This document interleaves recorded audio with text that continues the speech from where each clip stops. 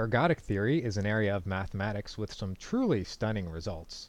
And in fact, the Fields Medal, which is sort of the equivalent of the Nobel Prize in mathematics, was awarded in 2010 to an Israeli mathematician named Elon Lindenstrauss for his work in ergodic theory.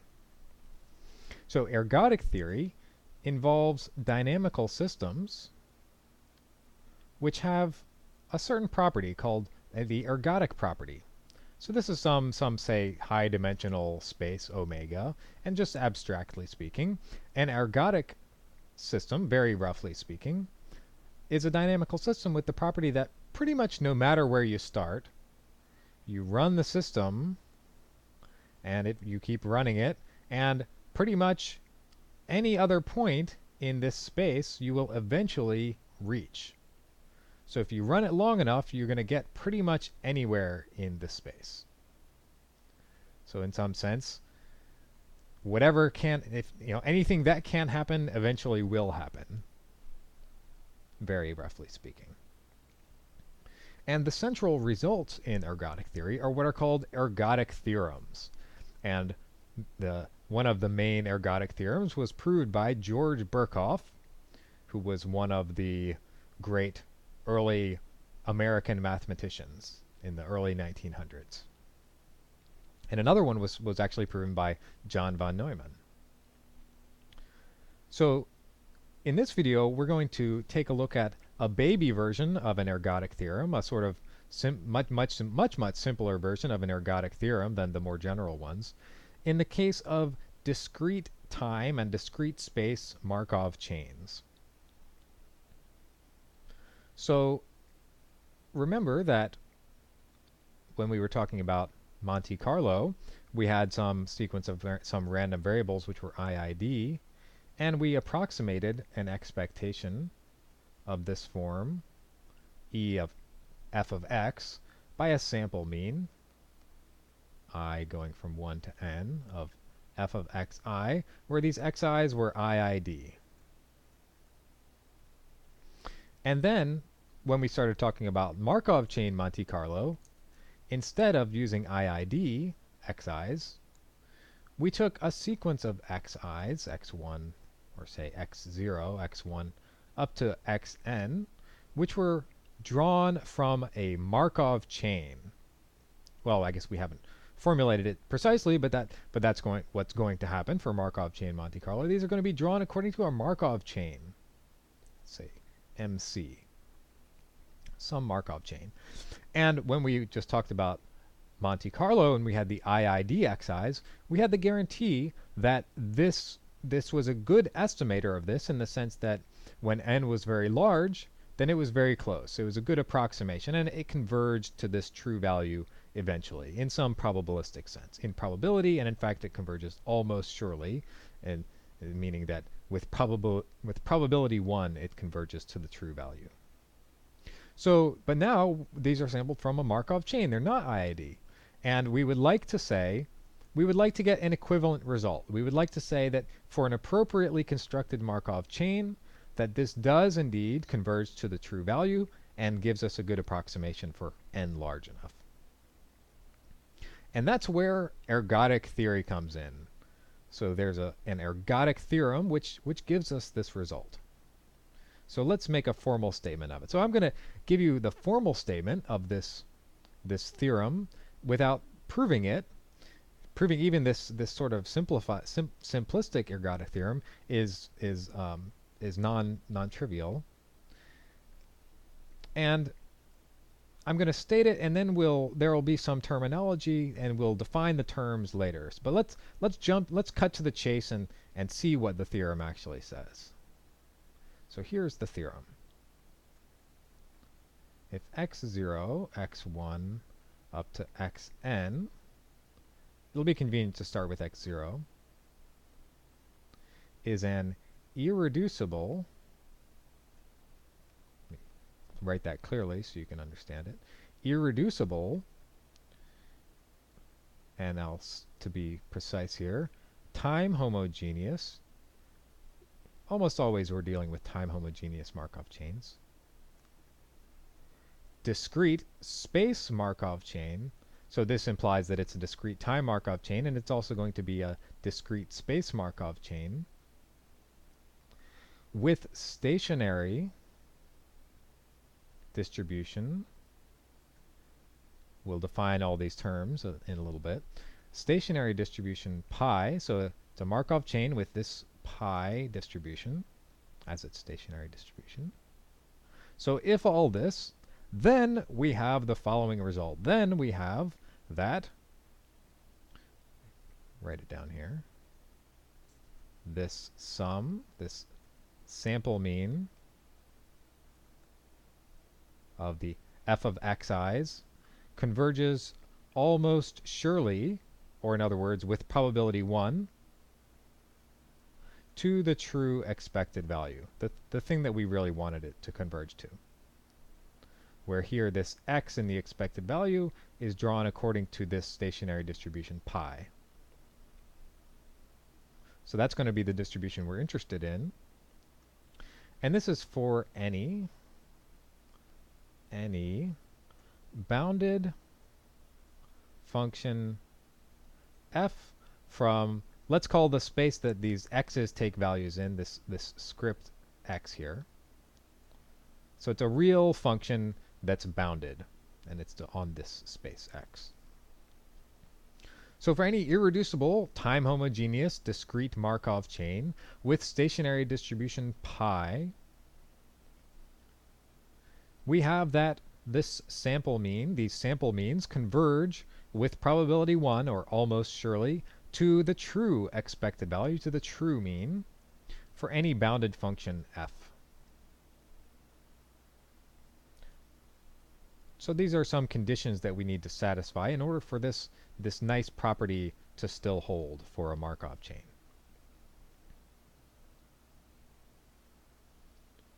And there's a part B. Part B of the theorem says, if further this Markov chain, I'll call it is aperiodic, we'll define all these terms in a minute.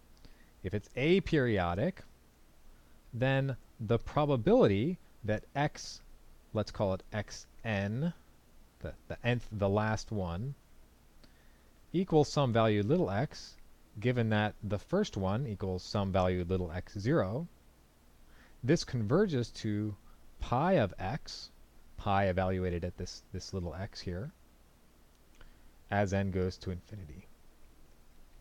And this is for any x and x0 in the space, this script x that these random variables are all taking values in. So what this is saying is that under these conditions, xn is converging, the distribution of xn is converging to this pi distribution. So if pi was the distribution that we were interested in, maybe if we were interested in drawing samples from pi, then we could run our Markov chain for a long time, and when n is big, then xn, and then after we've run it for a long time, then we just stop, and whatever value we have, xn, we will take that to be our sample. And so that xn those samples will have a distribution which is very close to the true distribution that we were trying to sample from. And what this says is that you can start from anywhere. It doesn't matter what the initial state was under these conditions. Okay, so part B is used to sample in some sense. This part B can be used to draw samples from a complicated distribution pi, and this part A can be used to compute expectations. Sort of tells us how to compute expectations. And so a remark here is that note that this hold, I didn't put any sort of conditions on the initial distribution of this Markov chain. All we said was that it had this stationary distribution pi. So the initial distribution can be, it's pretty much arbitrary, actually. I mean, but I should say that this is only an asymptotic result. So it can make a difference what initial distribution you choose, since you're going to stop in finite time. So to get a good approximation, you might want to choose a good initial distribution, but for the asymptotic result, at least, the initial distribution doesn't hold. And so, but this is only an asymptotic guarantee.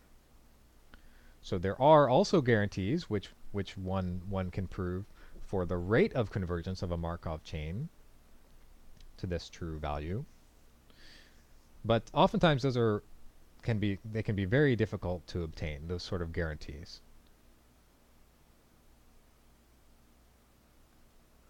And one other remark here is that here we're specializing to a discrete Markov chain, discrete time and discrete space.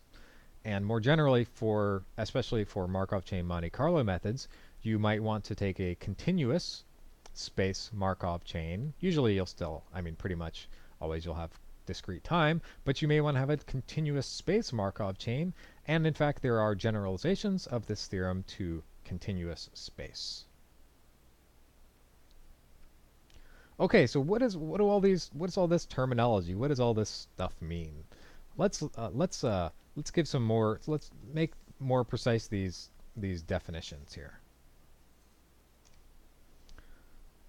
So let's draw a line here. That was the theorem, and now let's define something. So first, let's remind ourselves a Markov chain. What were some of the conditions of a Markov, the sort of equivalent definitions for a Markov chain? Well, this x0, we'll start with x0. It'll be notationally convenient. x0 up to xn is a Markov chain if it respects this graphical model here.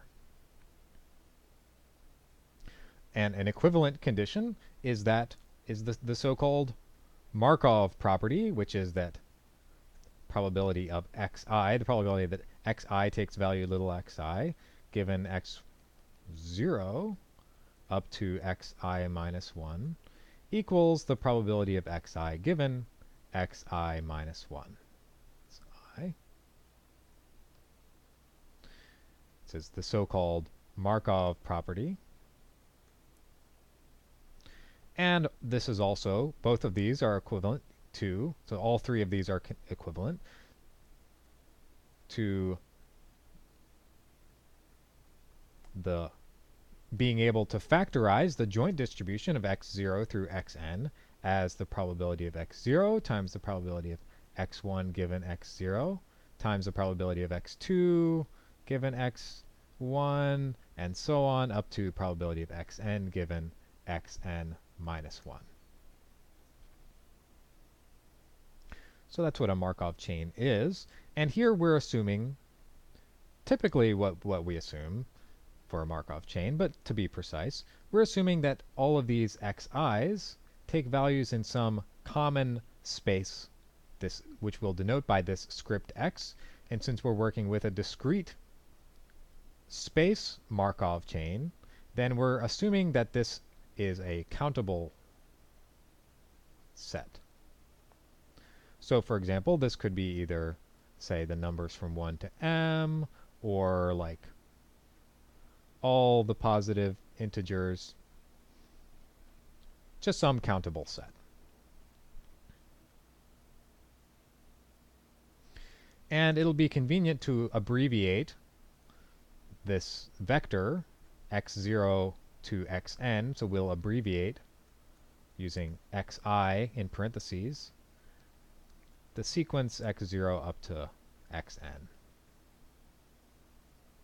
It's the usual thing used to denote that sequence. So the first definition, okay, so out of time for this video, but that's a good place to stop, because then we'll start jumping into the definitions of all these terms, irreducible and time homogeneous and a stationary distribution and aperiodic, and then we'll understand what exactly these conditions are saying.